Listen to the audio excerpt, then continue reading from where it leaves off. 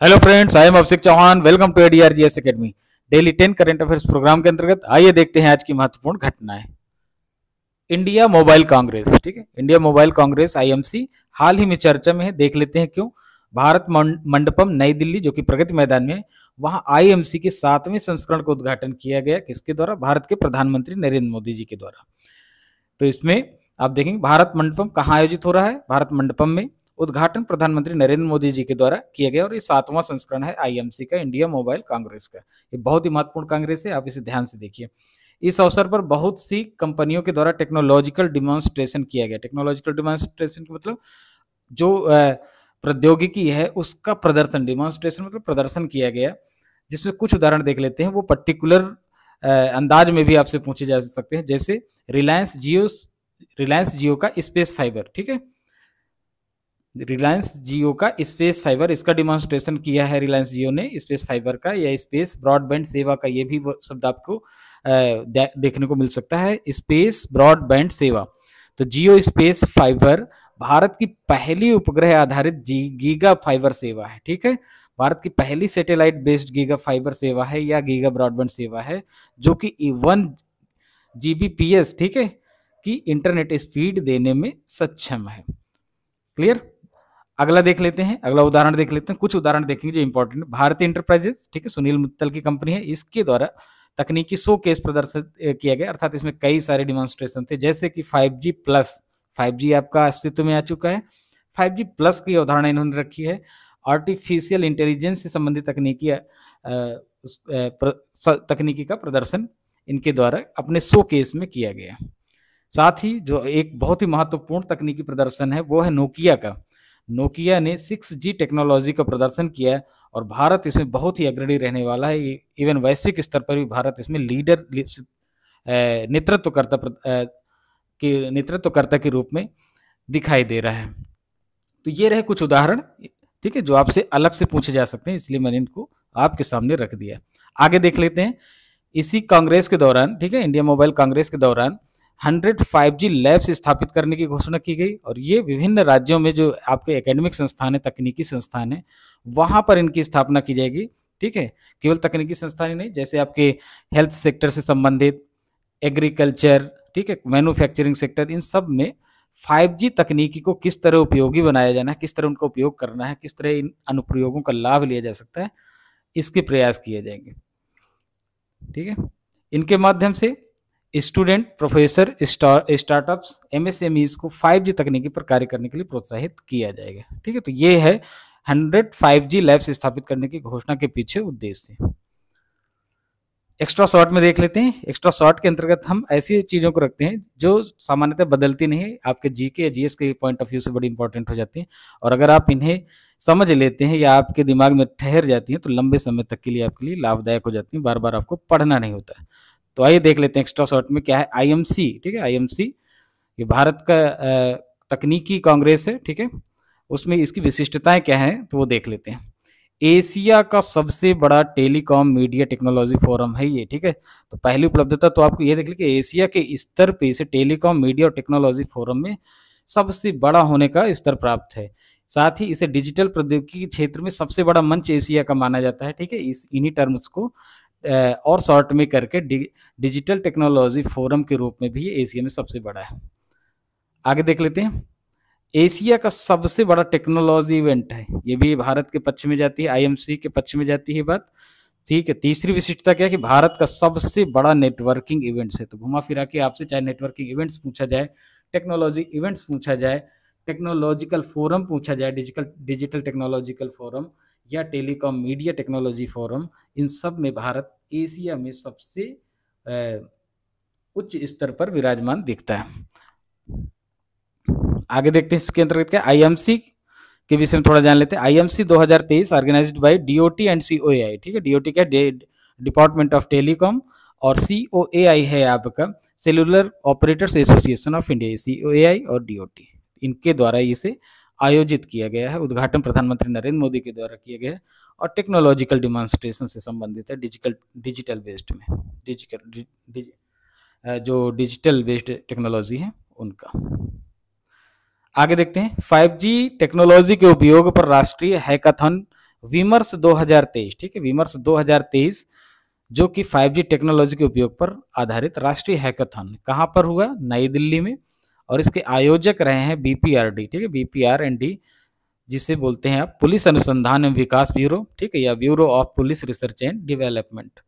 उद्देश्य क्या है देख लेते हैं इसमें, तो कानून प्रवर्तन एजेंसियां, ठीक है, कानून प्रवर्तन एजेंसियां, ठीक है, लॉ इन्फोर्समेंट एजेंसीज के सामने आ रही चुनौतियों और मुद्दों का समाधान करने के लिए टूल्स विकसित करना इसका उद्देश्य है, ठीक है। 5G टेक्नोलॉजी के आधार पर टूल्स विकसित किए जाएंगे जिनके आधार पर जो लॉ इन्फोर्समेंट से रिलेटेड एजेंसीज हैं, ठीक है, उनको उनके सामने जो चुनौतियां हैं, ठीक है, और जो मुद्दे उनके सामने हैं, जो समस्याएं उन्हें फेस करनी पड़ती हैं साइबर क्राइम से जुड़ी या इसी रूप में अन्य समस्याएं, उनका समाधान करने के लिए टूल्स विकसित किए जाएंगे, ठीक है।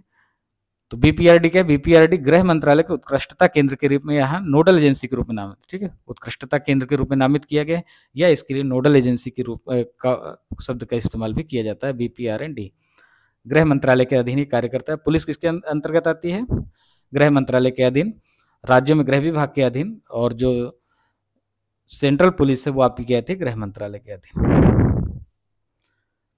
नीलावु कुदिचा सिम्हागल हाल ही में चर्चा में है क्या, सबसे पहले आप इस शब्द से समझे, तो इसका अंग्रेजी में अनुवाद किया गया है लायंस दैट ड्रैंक मूनलाइट, ठीक है। अगर आपको ये दोनों आपको याद होने चाहिए, ठीक है, जिसमें मूल रचना है, ये एक्चुअली बुक है नीलावु कुदिचा सिम्हागल, ये बुक है जो लिखी गई है डॉक्टर S सोमनाथ के द्वारा, जो कि इसरो के चीफ है, ठीक है, इसरो के चीफ हैं इस समय।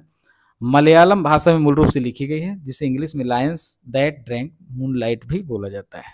नीलावु कुदिचा सिम्हागल बहुत ही इंपॉर्टेंट है, पूछी जा सकती है।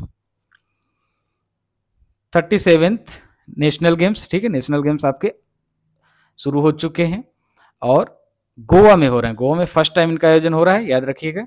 उद्घाटन प्रधानमंत्री के द्वारा किया गया, और इसमें जो स्पोर्ट्स शामिल है 43 अब तक की मैक्सिमम है, ठीक है, हर बार 1-2 गेम जुड़ जाते हैं।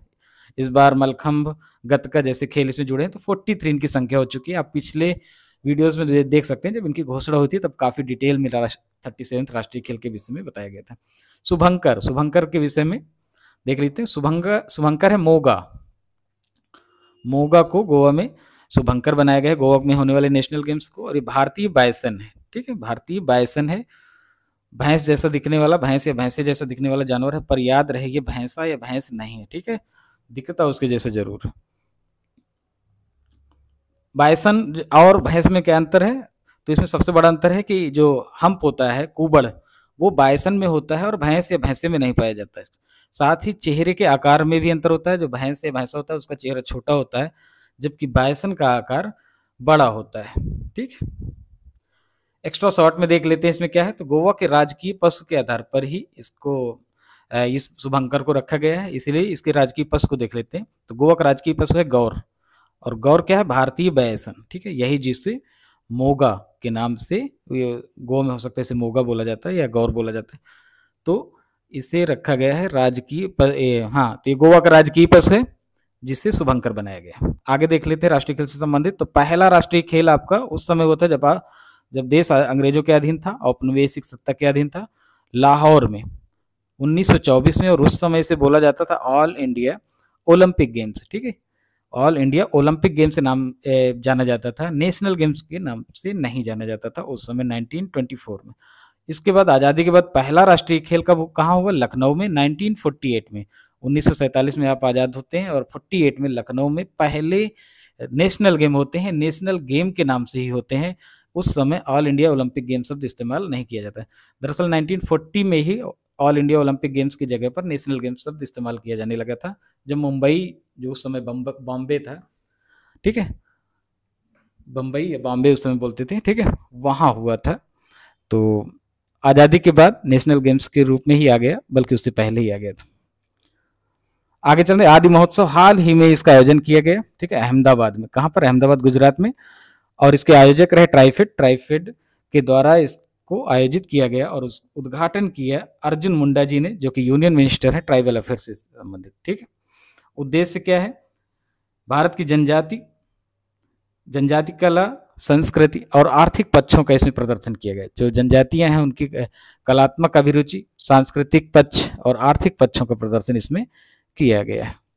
एक्स्ट्रा शॉर्ट में देख लेते हैं ट्राइफेड वास्तव में है क्या। ट्राइफेड बहुत पूछा जाता है, आप इसे याद कर लें तो ज्यादा अच्छा है। ट्राइफेड का फुल फॉर्म सबसे पहले देख लेते हैं, the tribal cooperative marketing development federation of India, ये है आपका इसका फुल फॉर्म। हिंदी में से भारतीय जनजाति सहकारी विपणन विकास परिसंघ भी बोलते हैं, और इसका गठन 1987 में किया गया। किसके अधीन ये काम करता है? जनजातीय कार्य मंत्रालय, ठीक है, मिनिस्ट्री ऑफ ट्राइबल अफेयर्स के अधीन ये काम करता है। साथ ही ये राष्ट्रीय एजेंसी के रूप में भी नामित है इस मंत्रालय के अधीन। उद्देश्य क्या है? ट्राइफेड का उद्देश्य बता रहे हैं, ठीक है, ना कि आदि महोत्सव का। आदि महोत्सव का उद्देश्य आपको ऊपर बताया जा चुका है। ट्राइफेड का अगर उद्देश्य पूछा जाता है तो वो है आपका जनजातीय लोगों के सामाजिक आर्थिक विकास को बढ़ावा देते हुए उनके सशक्तिकरण का प्रयास करना, उनकी क्षमता निर्माण का प्रयास करना, ठीक है, ये इसका उद्देश्य है। क्लियर? आगे चलते हैं। फ्यूचर इन्वेस्टमेंट इनिशिएटिव 7वां संस्करण इसका आयोजित हुआ है कहां पर? सऊदी अरब में। देख लेते हैं। फ्यूचर इन्वेस्टमेंट इनिशिएटिव 7वें संस्करण आयोजन हुआ है रियाद राजधानी है सऊदी अरब की, यहां पर इसका आयोजन हुआ है। थीम है द न्यू कंपास, ठीक है, द न्यू कंपास इसका थीम है। और किन क्षेत्रों पर ये इनिशिएटिव्स आयोजित हुआ है? तो वह है आर्टिफिशियल इंटेलिजेंस अर्थात एआई, रोबोटिक्स, हेल्थ, एजुकेशन और स्टेबिलिटी को लेकर ये इवेंट, ये इनिशिएटिव्स ऑर्गेनाइज हो रहा है आपके रियाद सऊदी अरब में। भारत ने भी इसमें प्रतिनिधित्व किया है, और पीयूष गोयल जो भारत के यूनियन मिनिस्टर हैं कॉमर्स और इंडस्ट्रीज के, उन्होंने इसमें पार्टिसिपेट किया है। इसमें एक्स्ट्रा शॉर्ट में देख लेते हैं एफआईआई अर्थात फ्यूचर इन्वेस्टमेंट इनिशिएटिव्स है क्या इसके विषय में। तो ये गैर लाभकारी संगठन है, ठीक है, नॉन प्रॉफिट ऑर्गेनाइजेशन, एनपीओ है, जैसे एनजीओ होते हैं उसी तरह एक कैटेगरी ये भी होती है, ठीक है। और इसका हेडक्वार्टर रियाद में है, ठीक है, सऊदी अरब के अधीन ही इसे स्थापित किया गया है। आगे देख लेते हैं भारत और यूरोपीय यूनियन के बीच समुद्री अभ्यास, बहुत ही महत्वपूर्ण है क्योंकि ये फर्स्ट टाइम आयोजित हो रहा है, इसलिए इसे आप बहुत ध्यान से देखें। भारत और यूरोपीय यूनियन के बीच भारतीय नौसेना और यूरोपीय यूनियन देशों की नौसेना के बीच पहला संयुक्त नौसैनिक अभ्यास किया गया, कहां पर? गिनी की खाड़ी, ठीक है, गिनी की खाड़ी अफ्रीका में संपन्न हुआ। उद्देश्य क्या है? गिनी की खाड़ी के आसपास जो देश हैं वहां पर चीनी प्रभाव इस समय बढ़ रहा है, जबकि यहाँ पर यूरोपीय यूनियन के बहुत से देशों के मिलिट्री बेस हैं, और इन्हीं मिलिट्री बेसों को ध्यान में रखते हुए चीन यहाँ पर अपनी उपस्थिति बढ़ा रहा है, अपना हस्तक्षेप बढ़ा रहा है। तो चीन के प्रभाव को कम किया जा सके, इसके लिए ये समुद्री अभ्यास गिनी की खाड़ी के पास, ठीक है, समुद्री क्षेत्र में किया गया, घाना के पास, ठीक है। तो चीनी प्रभाव को प्रतिसंतुलित करना इसका उद्देश्य था। और यहाँ देख लेते हैं, कभी कभी पूछ लेता है कि कौन से जहाजों ने भाग लिया, तो भारत की तरफ वाला जरूर याद रखें। भारतीय नौसेना की तरफ से आईएनएस सुमेधा ने इसमें भाग लिया। यूरोपीय यूनियन की तरफ से 3 देश, देखिए यूरोपीय यूनियन में अराउंड 30 देश हैं, जिनमें से कि 3 देशों ने इसमें भाग लिया था। फोस्करी जो जहाज था, शिप है, इटली का, वेंटो से फ्रांस से, और टॉर्नेडो शिप ने भाग लिया स्पेन की तरफ से। तो फ्रांस आपसे इसमें पार्टिसिपेंट देश भी पूछ सकता है, इनके शिप भी पूछ सकता है, तो देश जरूर याद रखिए, इटली, फ्रांस और स्पेन। क्लियर? दीप नारायण नायक, ठीक है, ये व्यक्तित्व देख लेते हैं, हाल ही में चर्चा में है, क्यों है? तो वैश्विक शिक्षक पुरस्कार 2023 से इन्हें नवाजा गया है।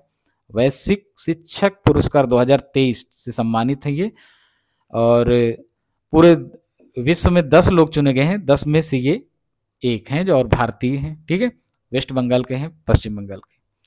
आयोजक है वर्की फाउंडेशन, जिसने इस अवार्ड को ऑर्गेनाइज किया है। वर्की फाउंडेशन यूके बेस्ड है, जो यूनेस्को और दुबई केयर्स के सहयोग से इस अवार्ड का ऑर्गेनाइजर है और इसको वितरित करने के लिए उत्तरदायी है, ठीक है। वर्की फाउंडेशन, ठीक है, यूनेस्को और दुबई केयर्स के सहयोग से, ये भी आप याद रखिए। दीप नारायण नायक का चयन क्यों किए गए, वो आधार देख लेते हैं। तो पहला है शिक्षा के क्षेत्र में, चूंकि ये शिक्षक पुरस्कार है तो शिक्षा तो डोमिनेटिंग फैक्टर ही होगा इसमें। शिक्षा के क्षेत्र में असाधारण समर्पण, नवीन शिक्षण पद्धतियों का अपनाया जाना उनके द्वारा, साथ ही वंचितों के जीवन पर सकारात्मक प्रभाव शिक्षा के माध्यम से जो लाने का प्रयास दीप नारायण जी के द्वारा किया गया है, इन्हीं के आधार पर इन्हें वैश्विक शैक्षिक पुरस्कार के लिए चुना गया है। एक्स्ट्रा शॉर्ट में देख लेते हैं कुछ। इसमें टीचर्स ऑफ द स्ट्रीट के रूप में लोकप्रिय दीप नारायण, ठीक है, टीचर्स ऑफ द स्ट्रीट के रूप में, ठीक है, गली के शिक्षक के रूप में इनको लोकप्रियता मिली। कब? कोविड के समय, कोविड की चुनौतीपूर्ण समय में इन्होंने क्या किया, जो घरों की दीवारें थी उनको ब्लैक बोर्ड में बदल दिया और सड़कों को कक्षा के रूप में परिवर्तित कर दिया, क्योंकि सड़कें खाली थी, ठीक है, निरापद थी उस समय, तो सड़कों को उन्होंने क्या बना दिया, कक्षा में तब्दील कर दिया। और एक तरह से डिजिटल विभाजन को समाप्त करने का प्रयास किया। डिजिटल विभाजन क्या था कि कोविड के टाइम जब स्कूल कॉलेज सब बंद हो गए, गतिविधियां बंद हो गई, तो ऐसी जगह पर जहां पर डिजिटल एजुकेशन की सुविधा नहीं थी, मोबाइल, एंड्रॉयड या ये जो आधुनिक सॉफ्टवेयर बेस्ड मोबाइल टेक्नोलॉजीज हैं, इनके अभाव वाले क्षेत्रों में शिक्षा ठप पड़ गई। तो दीप नारायण जी जैसे लोगों के द्वारा इस डिजिटल विभाजन को समाप्त करने का प्रयास किया गया, क्योंकि इन्होंने उस समय उन बच्चों को पढ़ाने का प्रयास किया जो कि वंचित हो रहे थे शिक्षा से, ठीक है, और नेपथ्य में थे, एक हाशिए पर उपस्थित थे, ठीक है। तो दीप नारायण जी की जो रहते कहाँ है वो देख लेते हैं। जमुरिया, ठीक है, पूछे जाने की संभावना कम है, लेकिन एक सरसरी निगाह से आप देख लीजिए। जमुरिया आसनसोल डिस्ट्रिक्ट, पश्चिम बंगाल में एक जनजातीय गांव है, ठीक है, वहां पर उन्होंने आदिवासी फ्री प्राइमरी स्कूल के शिक्षक हैं, ठीक है।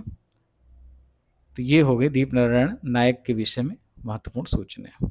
फिनटेक यूनिकॉर्न रिपोर्ट 2023 हाल ही में जारी हुई है, ठीक है, स्टेटिस्टा ने इसे जारी किया है। देख लेते हैं इसमें क्या है। भारत 17 फिनटेक यूनिकॉर्न के साथ विश्व में तीसरे स्थान पर है, ठीक है। हमारे देश में कितनी है, 17 फिनटेक यूनिकॉर्न कंपनी की कैटेगरी है फिनटेक यूनिकॉर्न। आगे हम बताते हैं फिनटेक क्या है और यूनिकॉर्न क्या है एक्स्ट्रा शॉर्ट के अंतर्गत। तो रिपोर्ट जारी करता है स्टेटिस्टा, और रैंकिंग जो है उसमें पहले स्थान पर है आपका यूएसए, दूसरे स्थान पर यूनाइटेड किंगडम, और भारत जैसे कि आपको पता है थर्ड रैंक पे आया है। चाइना को उसने चौथे स्थान पर छोड़ा है। तो फिनटेक यूनिकॉर्न कंपनीज के विषय में भारत की जो प्रगति है वो काफी सराहनीय है। वैश्विक स्तर पर हम तीसरे नंबर पर हैं दुनिया में, बड़ी बड़ी देशों को पीछे करते हुए। तकनीकी क्षेत्रों के जो विकसित देश हैं उनको भी हमने पीछे किया। आगे देखते हैं स्ट्रॉ शॉर्ट के अंतर्गत, जैसे मैंने बताया कि फिनटेक और यूनिकॉर्न को समझेंगे। यहाँ पर कंपनी के लिए कैटेगराइज करने वाले शब्द हैं। तो फिनटेक क्या है, सबसे पहले आप फिनटेक को तोड़ लीजिए। तो फिन का तात्पर्य फाइनेंशियल और टेक का तात्पर्य आप जानते हैं, ठीक है। तो वित्तीय तकनीकी या वित्तीय प्रौद्योगिकी इसका हिंदी में शब्द है। फाइनेंशियल टेक्नोलॉजी आप इसे बोल सकते हैं। इस देश फाइनेंशियल टेक्नोलॉजी बेस्ड कंपनीज को आप फिनटेक कैटेगरी में रखते हैं। और ज़्यादा सरल तरीके से आप इसे समझना चाहें तो क्या है, वित्तीय सेवाओं को कंज्यूमर्स को उपलब्ध कराने वाले तकनीकी का अनुप्रयोग है। फिनटेक के अंतर्गत क्या करते हैं, जो वित्तीय सेवाएं हम कंज्यूमर्स उपभोक्ताओं अर्थात उपभोक्ताओं को प्रोवाइड कराते हैं उनके लिए तकनीकी का प्रयोग, ठीक है। जैसे आपको वित्तीय सेवाएं प्रदान करने वाली कौन सी कंपनी है जो तकनीकी का इस्तेमाल करते हैं, जैसे आपका हो गया पेटीएम हो गया, गूगल पे हो गया और फोन पे हो गया, ठीक है। ये क्या है, फाइनेंशियली कंपनी, फाइनेंस बेस्ड कंपनियां हैं, साथ ही तकनीकी का प्रयोग कर रही हैं, ठीक है। आप मोबाइल के माध्यम से इनमें इन सेवाओं का लाभ उठाते हैं, वित्तीय सेवाओं का लाभ उठाते हैं। यूनिकॉर्न का मतलब देख लेते हैं। यूनिकॉर्न ऐसी स्टार्टअप कंपनी, ये स्टार्टअप कंपनी के लिए शब्द इस्तेमाल होते हैं, याद रखिए, ठीक है, जिनकी वैल्यू $1 बिलियन से ज्यादा हो, $1 बिलियन से ज्यादा हो, ठीक है। इसके लिए यूनिकॉर्न शब्द इस्तेमाल किया जाता है। और इस शब्द को पॉपुलर कराया था एलिन ली ने, ठीक है। एलिन ली ने इस शब्द को पॉपुलर कराया था, ठीक है। ये रिसेंट टेक्नोलॉजी बेस्ड है शब्द, इनको जरूर ध्यान में रखा करिए, क्योंकि आगे आने वाले समय में इन्हीं सबसे सवाल ज़्यादा बनाएंगे। बहुत सारा जो ट्रेडिशनल वे है उसको छोड़ना ही पड़ेगा, ठीक है। आपकी आयोग की परीक्षाओं को भी छोड़ना पड़ेगा। फिनटेक और यूनिकॉर्न, तो आप समझ गए फिनटेक यूनिकॉर्न कंपनीज कौन होती हैं, जो वित्तीय सेवाओं को उपलब्ध कराने के लिए तकनीकी का इस्तेमाल करती हैं, साथ ही $1 बिलियन से ज़्यादा उनकी वैल्यू होती है, ऐसी स्टार्टअप कंपनीज, ठीक है। आपके लिए एक टास्क है जिसमें आप ऐसी फिनटेक कंपनीज के कुछ उदाहरण हमें कमेंट बॉक्स में बताएंगे जो यूनिकॉर्न नहीं है, और ऐसी यूनिकॉर्न आप कुछ उदाहरण रखेंगे, 1-2, ठीक है, भारत की कंपनियां जो फिनटेक नहीं है बट यूनिकॉर्न है। क्लियर, तब आपको पता चलेगा कि इन दोनों में डिफरेंस क्या है। कुछ महत्वपूर्ण फैक्ट्स और देख लेते हैं। ज्यादातर ये वन लाइनर बेस्ड हैं, इसलिए इनको एक जगह पर समेट दिया गया है। चीन ने अंतरिक्ष में भेजा अपना सबसे कम उम्र का दल, ठीक है। अब तक जो चीन ने दल भेजे थे उनमें सबसे कम उम्र का दल भेजा गया। कहाँ पर, स्पेस स्टेशन जो चीन का है, चीन वहां पर भेजे गए। जो वहां पर पहले से रह रहे हैं उनका स्थानीय ये लेंगे, ठीक है। ये दल लेगा, 3 सदस्यीय हैं, ठीक है। और चीन का स्पेस स्टेशन है, उसका नाम क्या है, तियोंगोंग,